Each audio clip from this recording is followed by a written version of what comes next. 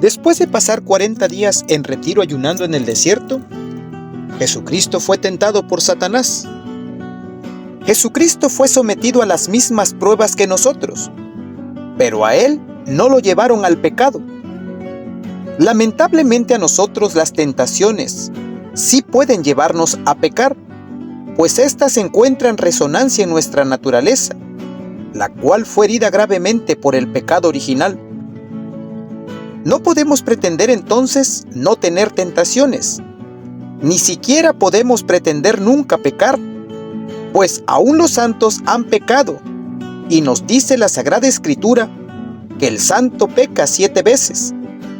Sin embargo, la clave del comportamiento ante las tentaciones nos la da esa cita de los Proverbios: el justo, aunque peca, 7 veces se levanta, mientras que los pecadores se hunden en su maldad.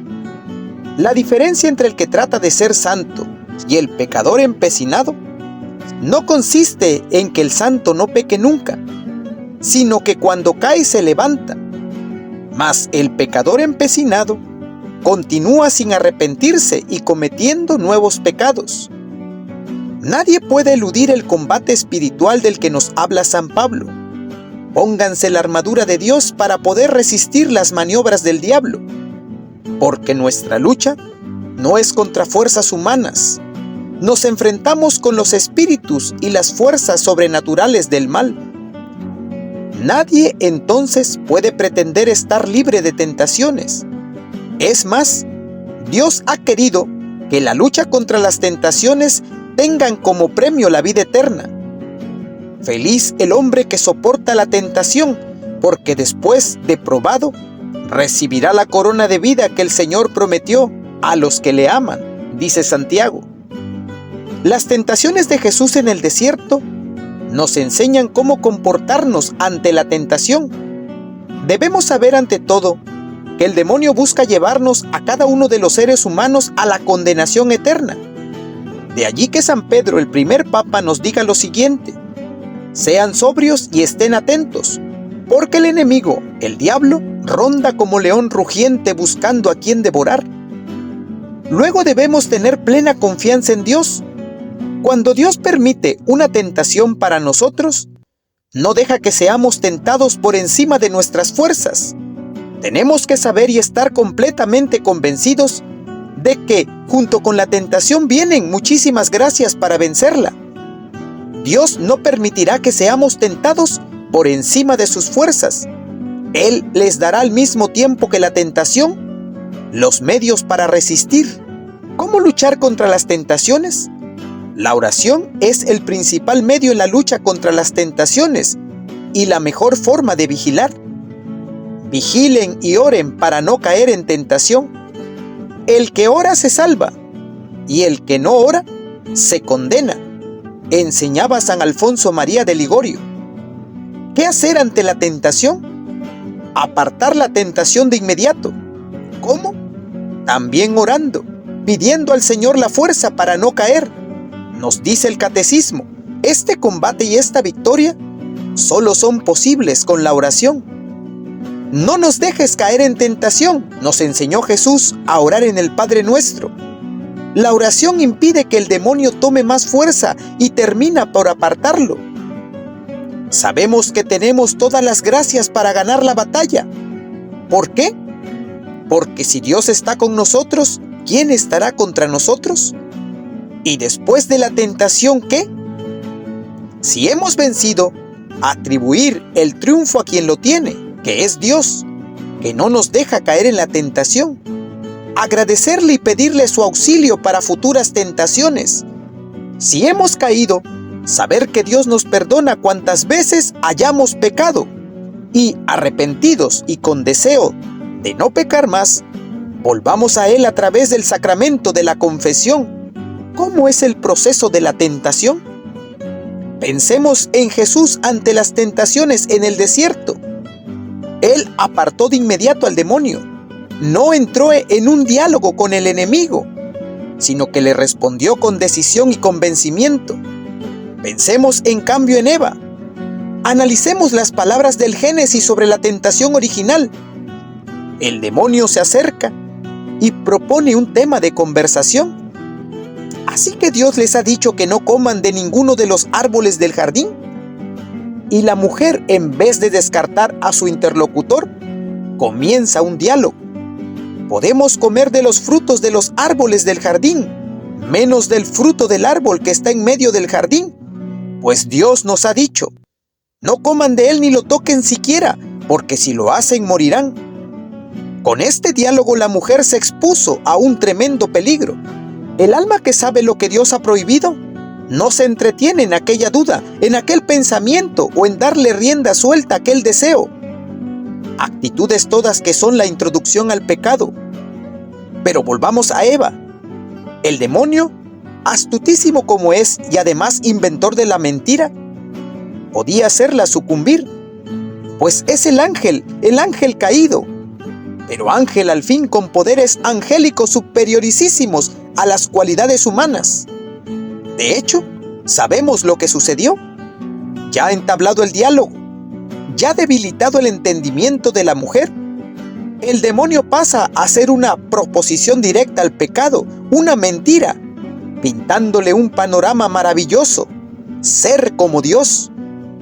Y dijo la serpiente a la mujer, no morirán. Es que Dios sabe que si comen se les abrirán los ojos y serán como Dios, conocedores del bien y del mal.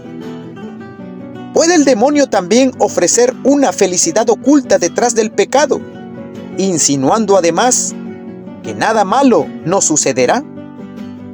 Que además podemos arrepentirnos y que Dios es misericordioso. A estas alturas de la tentación, todavía está el alma en capacidad de detenerse, pues la voluntad aún no ha consentido. Pero si no se corta enseguida, las fuerzas se van debilitando y la tentación va tomando más fuerza. Luego viene el momento de la vacilación. Vio pues la mujer que el fruto era bueno para comerse, hermoso a la vista y apetitoso para alcanzar la sabiduría. Sobreponerse aquí es muy difícil, pero no imposible. Sin embargo, el alma ya está muy debilitada ante el panorama tan atractivo que le ha sido presentado.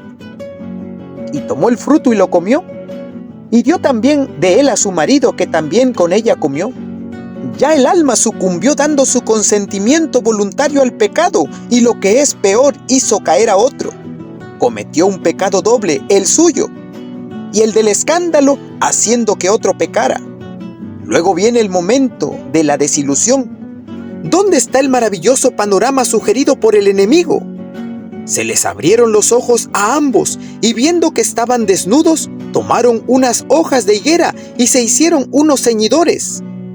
El alma se da cuenta que se ha quedado desnuda ante Dios y de que ha perdido la gracia. Dios ya no habita en ella.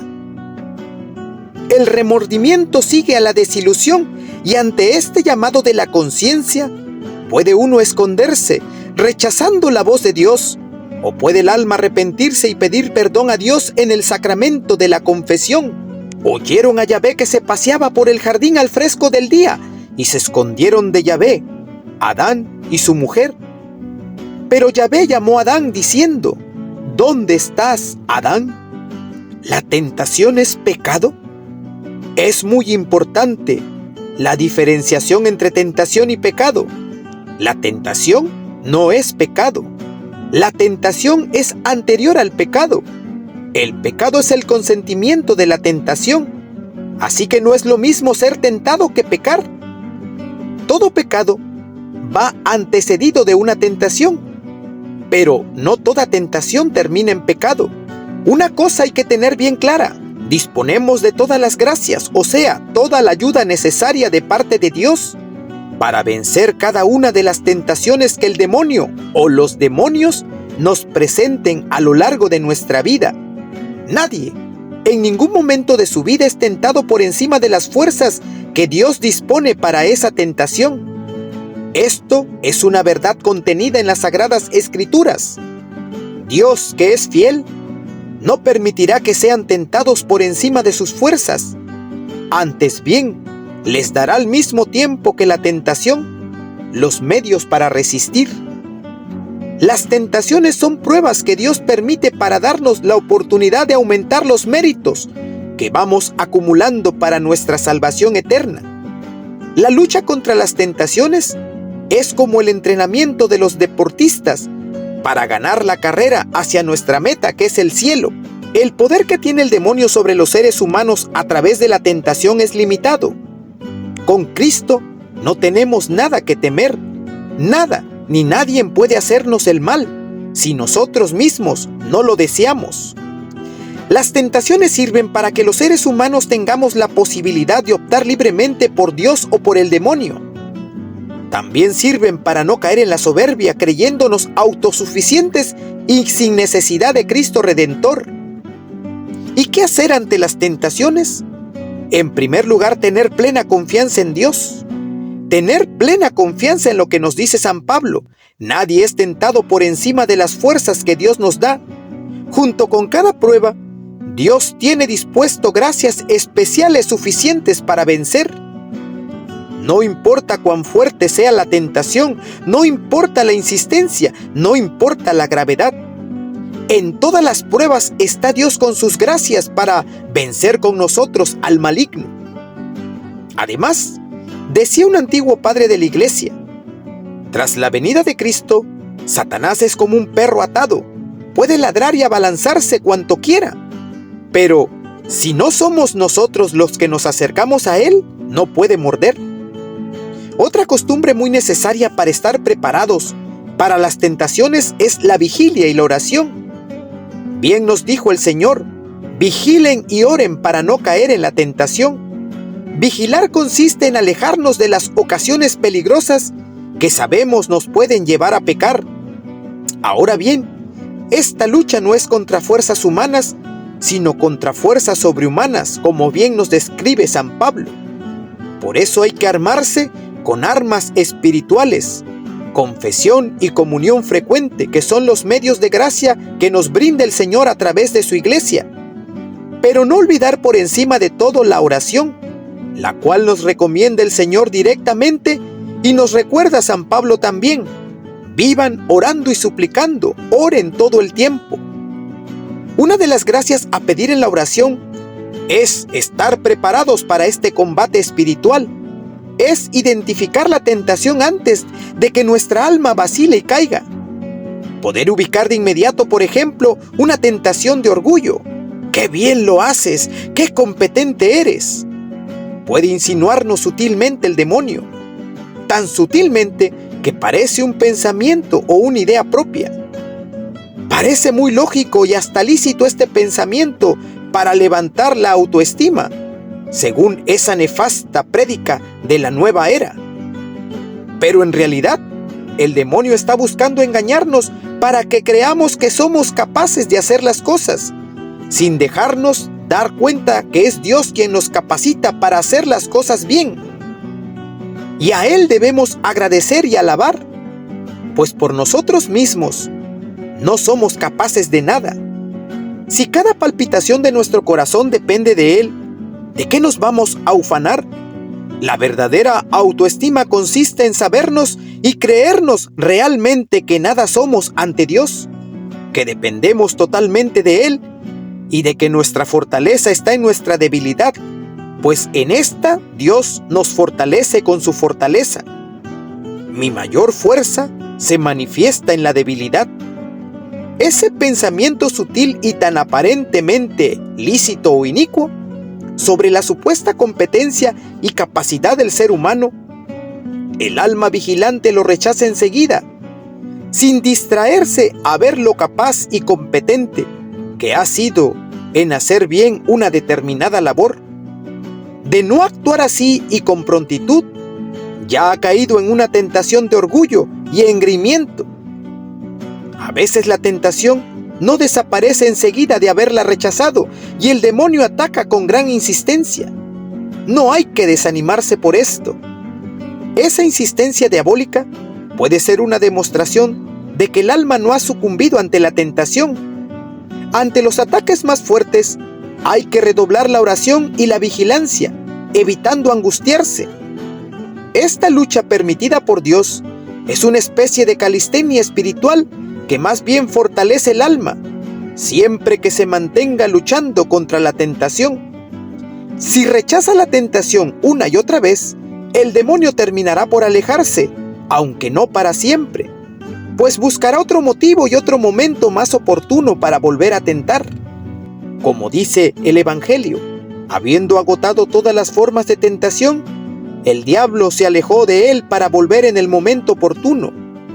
Una cosa convincente es desenmascarar al demonio. Si se trata de tentaciones muy fuertes y repetidas, puede ser útil hablar de esto con un buen guía espiritual. El demonio puesto en evidencia usualmente retrocede.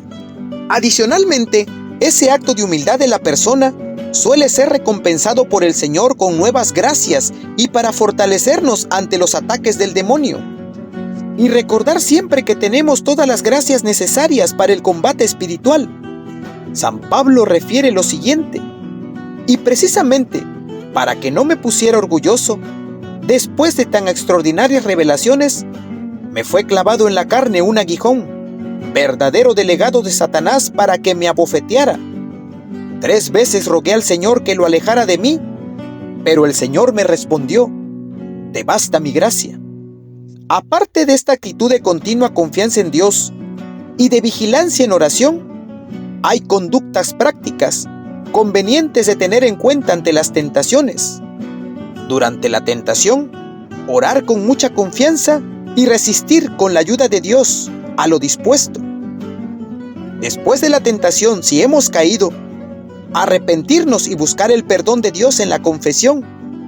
Y si no hemos caído, ojo, referir el triunfo a Dios, no a nosotros mismos, pues a Él debemos el honor, la gloria y el agradecimiento.